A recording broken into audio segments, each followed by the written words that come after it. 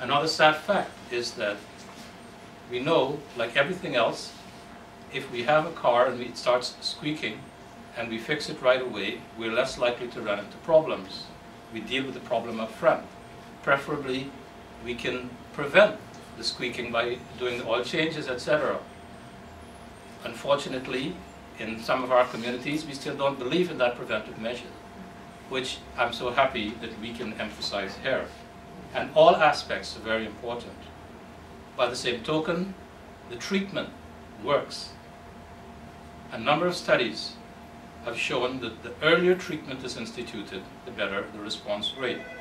A person who is infected, who is diagnosed and treated within a year of infection, is likely, there's about a 90% likelihood of a cure.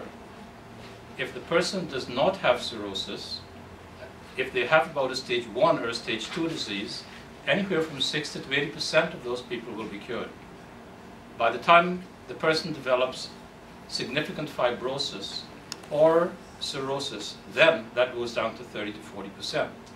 Unfortunately, lots of the data we keep hearing about are about the 30 to 40%.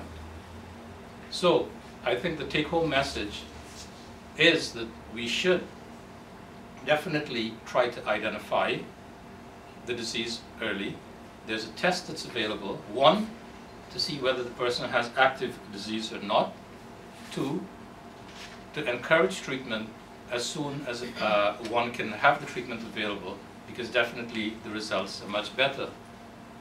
One of my pet peeves is that we have a policy whereby we're looking for so-called normal ALTs, and those of you who have heard me talk know that I've been speaking about this for ages. The ALT is a liver enzyme that gets extruded into the blood, it's produced by the liver. All of us extrude that enzyme to help the liver to do its work. When the liver is diseased, when it's inflamed, much more of that enzyme is leaked into the blood. And we call it aminotransferase, or the abbreviation for that is ALT. There's another enzyme similar called the AST. I'm not going to bore you with all of these terms, just to make the point that when these levels are elevated, they indicate that the person's liver is inflamed. That's all it does. However, in about 30% of people, even if they have significant disease, the enzymes will not be elevated. Furthermore, the values that are used for elevated levels in British Columbia are much higher than they are in many jurisdictions.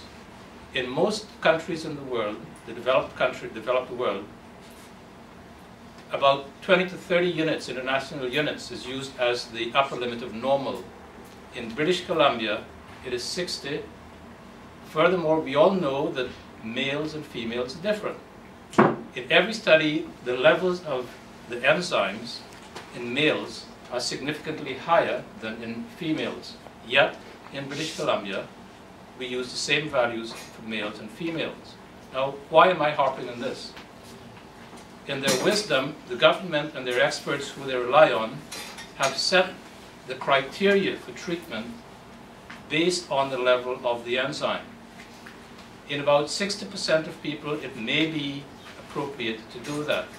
In about 30 to 40% of people, it is absolutely inappropriate, because one can still have a significant liver disease.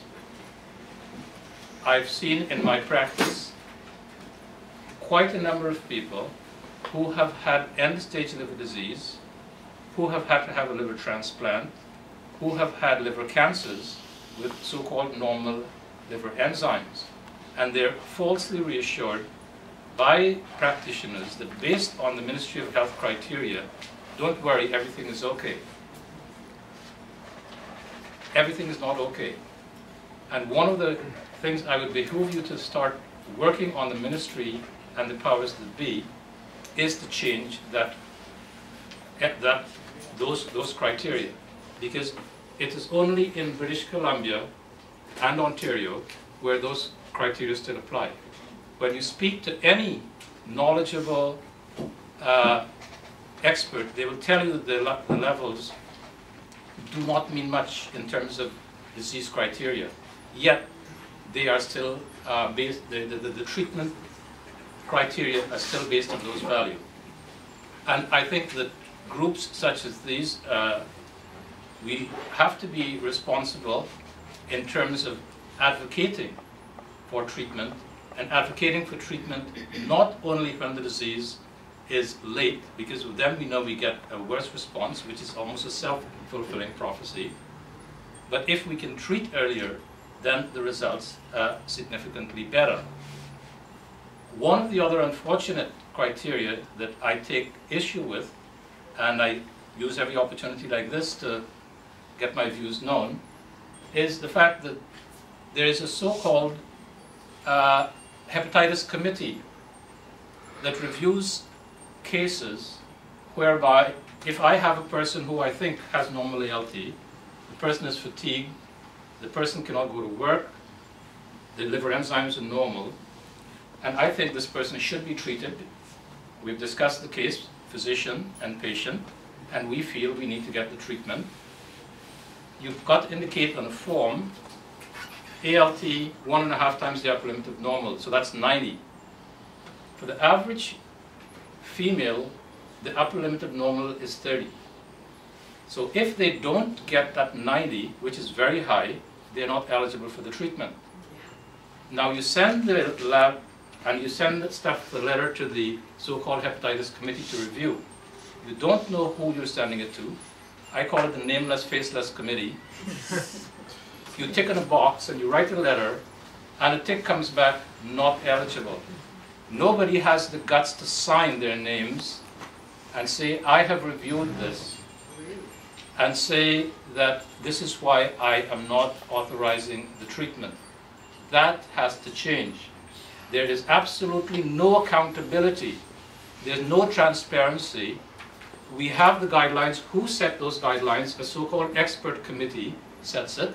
When they're asked for the names as to who said it, we do not know.